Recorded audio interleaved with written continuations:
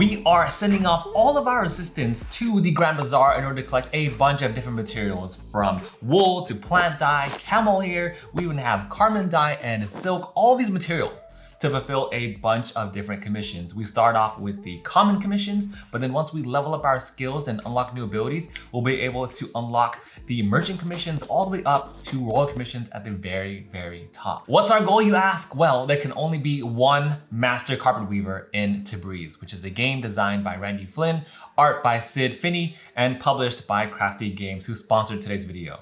Now, let me tell you first about the multiplayer mode and how this game works, and then we'll dive straight into the solo mode right after that. Okay, Tabriz is a 1 to 5 player worker placement game, and here's how it works. You start off randomizing all these tiles on the board. There's an individual slot for each shop that you put on this board. There's a starter side denoted by this symbol here, and there's also a back side for the regular mode.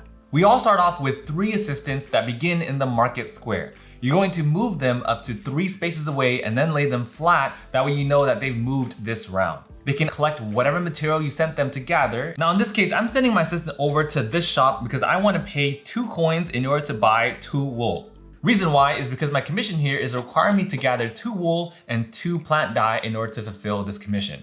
Now to gather materials though, there's always going to be some form of a cost or exchange.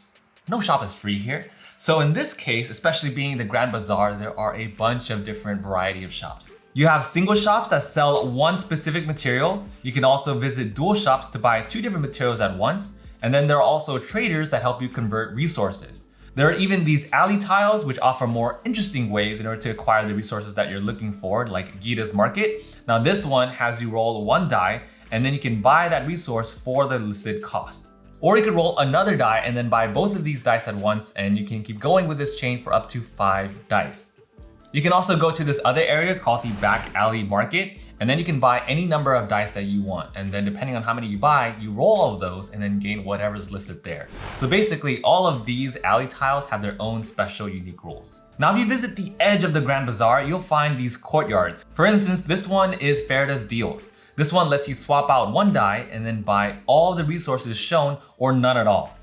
The bargain corner gives you a free resource after you pay for and gain double of the other one.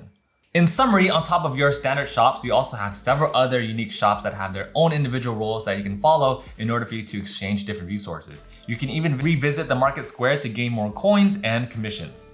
Now you might be wondering, Tim, I gathered all these resources. I have wool, I have plant dye. What am I gonna do with those? Well, it's time to weave some carpets. Now we all start off weaving the common commissions. The top portion of this card is gonna tell you what you need to turn this card in. This middle portion is your reward, which could be coins, it could be prestige points, which are ultimately victory points, and or it could be this icon, which allows you to level up your skill. As you progress along this skill bar, you unlock various abilities. The first one, for instance, allows you to draw 2 commission cards and keep 1. Now, normally when we move our assistants, we have up to 3 spaces that we can move them to, but once we unlock the second ability, we can then move them up to 4 spaces. The third one allows us to unlock royal commissions. The fourth one allows us to cycle through more commission cards by visiting the market square.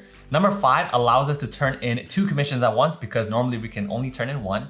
And then the last 2 are prestige points, which again are ultimately your victory points. A couple more things to note: when you complete commissions, they go underneath your player board, underneath the workshop area. This acts as your engine builder because these cards will get activated during your workshop phase. Okay, what's happened so far? What am I exactly doing on my turn? Well, you are sending off 1 out of 3 assistants that you have to different parts of the bazaar in order to gather materials. Reason why you want to gather materials is because you're going to use those in order to fulfill commissions. And then when you complete a commission, you're going to put that card underneath your player board where your workshop area is.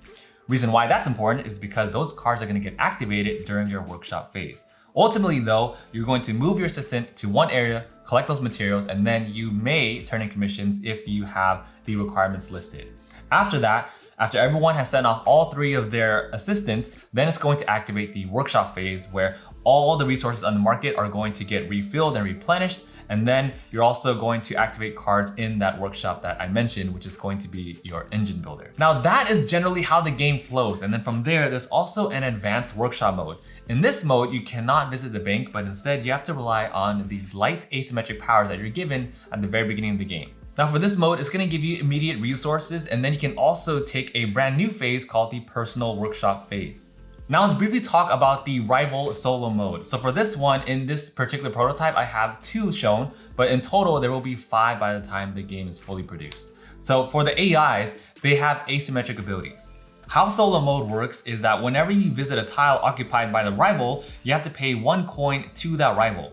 Whenever you want to swap a die into the pool, it also gets rolled and then added to the rival's mat. So you play your turn as normal, but then when it gets to the rival's turn, they'll resolve actions depicted on the dice, and then multiple actions can happen if different symbols get assigned to different rows. Rivals have a ton of different actions, from increasing how much you have to pay them, to removing materials from different shops and taking some from themselves. Some of the rival skills will even reward them with prestige points or immediate resources. And that is Tabriz. So if you're interested in this game, let me know in the comments below what you all think about this worker placement game. If you're interested in the campaign, I will leave links to that down below. And once again, thank you so much to Crafty Games for sponsoring today's video. And I will see you all in the next one.